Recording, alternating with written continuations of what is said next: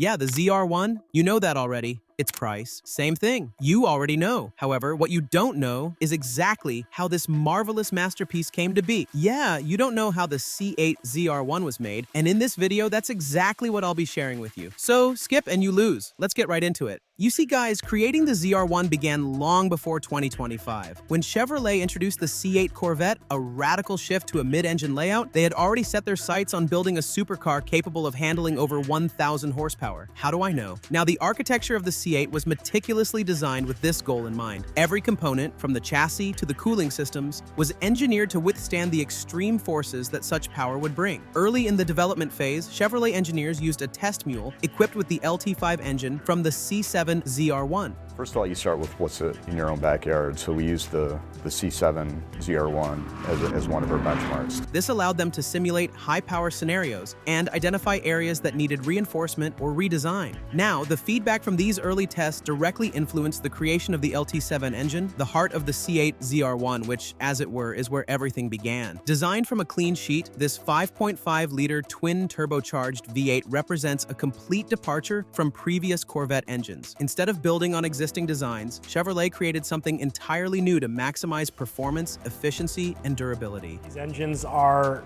as special as you perceive them to be, and they're really going to be one for the history books. The LT7 marks the first time a production Corvette uses a twin-turbocharged engine. This decision wasn't made lightly, though. The previous generation's LT5 engine relied heavily on a supercharger, but this design came with limitations. For example, the supercharger consumed over 150 horsepower just to operate, reducing the net power available to the wheels. You can't put turbos on the side of an engine next to wheels that turn.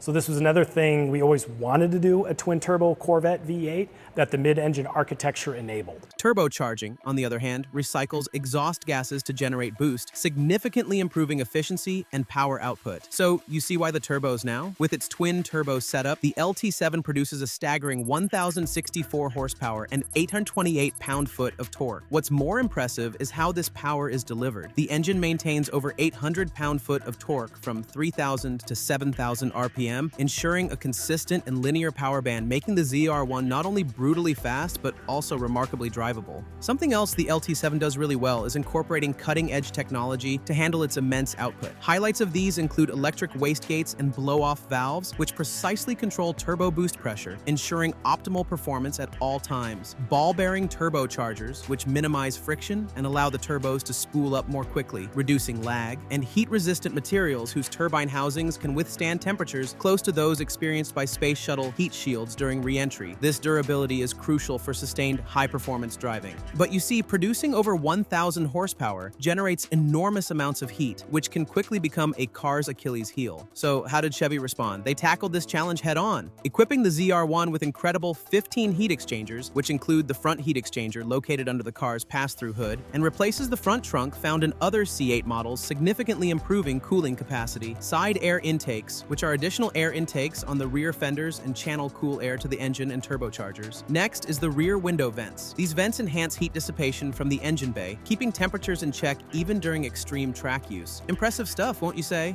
The LT7 also employs a dry sump oiling system with 7 dedicated pumps, including one specifically for scavenging oil from the low-mounted turbos. This system ensures consistent oil delivery even during high-G cornering or hard braking. Additionally, it reduces windage losses inside the engine, freeing up more horsepower. The LT7's design borrows heavily from the LT6 engine found in the Z06. Both engines share the same basic architecture, known as Gemini, which includes the cylinder block, crankshaft, and valve train layout. However, the LT7 introduces several upgrades to handle its turbocharged power, such as thicker titanium connecting rods and specially designed pistons. One innovative feature is the dual intake manifold, which essentially splits the engine into 2 4-cylinder units. Each turbocharger is responsible for one set of cylinders, eliminating interference and allowing for precise boost control. This design is a key reason why the LT7 delivers such smooth and predictable performance. As for aerodynamics, we're all aware it plays a critical role in making the ZR1 both fast and stable. But how exactly does this work? You see, the ZTK package, the high downforce option, includes several aerodynamic enhancements, such as dive planes, which generate extra downforce at the front of the car, improving cornering stability. Rear wing, mounted high to catch clean airflow. The wing delivers 1,200 pounds of downforce downforce at top speed, 33% more than the Z06 with its Z07 package and the pass-through hood, which is an innovative design improving both cooling and downforce by channeling air through the car's nose. The ZR1's suspension system uses magnetic ride dampers with unique calibration to handle the car's additional weight, about 200 to 250 pounds more than the Z06. This tuning strikes a perfect balance, providing a stiff, confident feel on the track without sacrificing ride quality on the street. The braking system is equally impressive, featuring the largest rotors ever fitted to a Corvette. These are made using advanced long-strand carbon fiber, which offers superior heat resistance and wear durability compared to traditional materials. Lead development engineer Chris Barber emphasized that the car's systems, from the differential to the steering, are designed to work in perfect harmony. The result is a car that feels intuitive and predictable, even when pushed to its limits. One standout feature of this is the anti-lag system. So we spent a lot of time developing a really sophisticated anti-lag system from the engine, and that was a game changer in how the car drives on the track.